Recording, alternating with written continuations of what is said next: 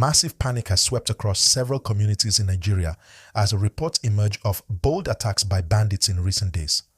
These attacks have caused widespread fear, disrupted daily life, and forced the government to take immediate action.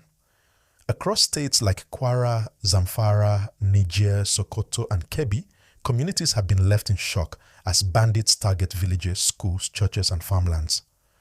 Residents are living in fear, and parents are deeply concerned for the safety of their children. In Kwara State, there was a shocking raid in Eruku town, Ekiti LGA, where bandits attacked a community and killed at least 2 people. One was found in a church, the other in the bush, while a local vigilante was injured trying to protect residents. Others were reportedly abducted, leaving the community traumatized.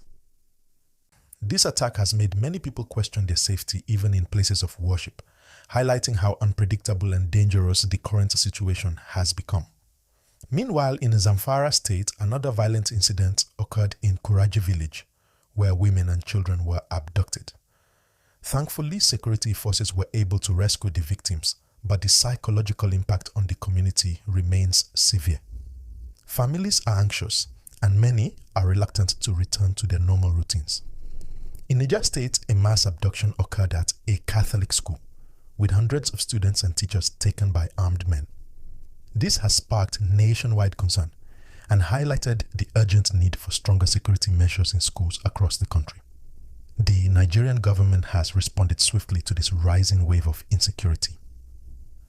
President Bola Ahmed Tinubu declared a national security emergency and issued immediate orders to strengthen the country's security apparatus.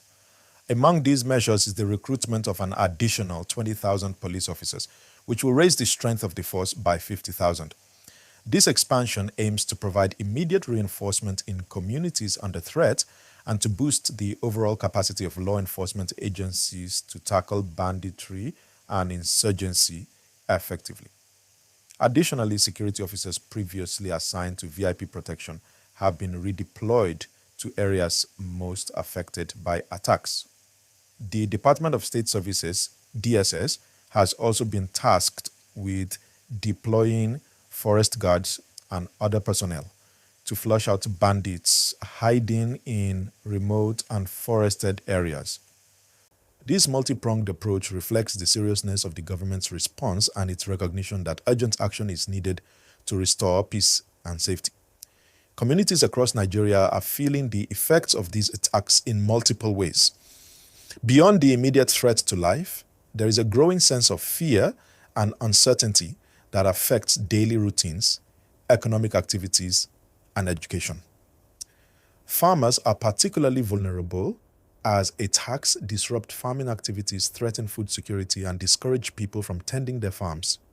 Schools are now considered high-risk areas, which has forced parents to reconsider sending their children to boarding schools.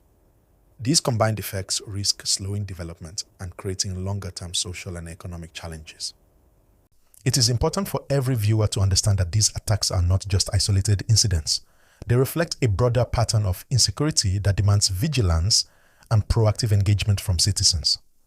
People should remain alert, especially in rural or border areas, and take steps to ensure personal safety.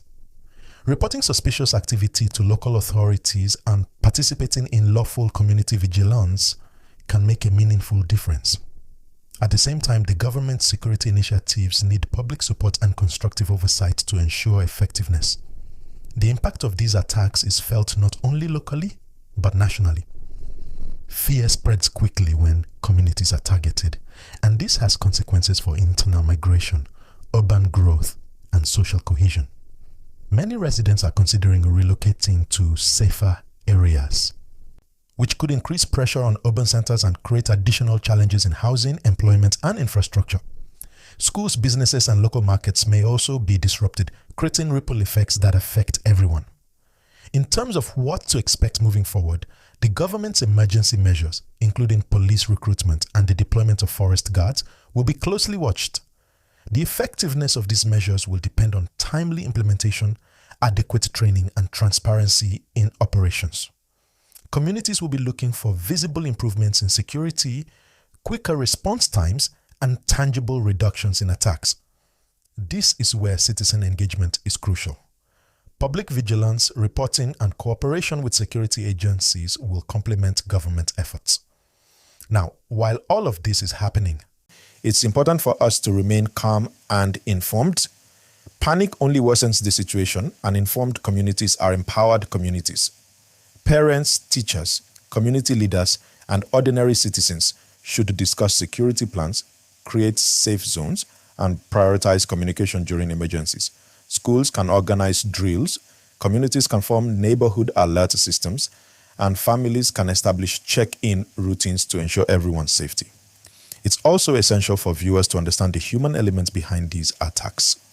Behind every news report, there are real families affected, children missing, and communities traumatized. Sharing accurate information, supporting victims, and raising awareness can help create pressure for sustained and effective action. It's not enough to watch from a distance. Engagement and empathy are key. Please remember, if you find this update useful, hit the like button and subscribe to the channel. It helps us continue providing real-time updates and insightful analysis. Also, share this video with friends and family so they too can stay informed and safe. The recent attacks and the government's response also raise questions about long-term strategies for national security. Beyond emergency measures, there is a need for structural improvements in intelligence gathering, resource allocation, community policing, and socioeconomic development. Many bandits thrive in areas with limited opportunities and inadequate governance. So tackling insecurity requires a holistic approach that combines enforcement with education, employment, and social programs. In summary, Nigeria is facing a challenging moment.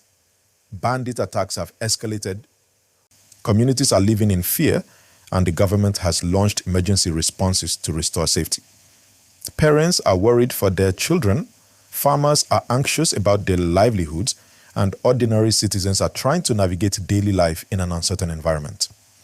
But with vigilance, cooperation, and proactive engagement, there is hope that peace and security can be restored. As we continue to monitor these developments, stay alert, follow official guidance, and support each other. Share your experiences and tips in the comments so we can learn from one another. And don't forget to like this video and subscribe to stay updated on the latest news and insights.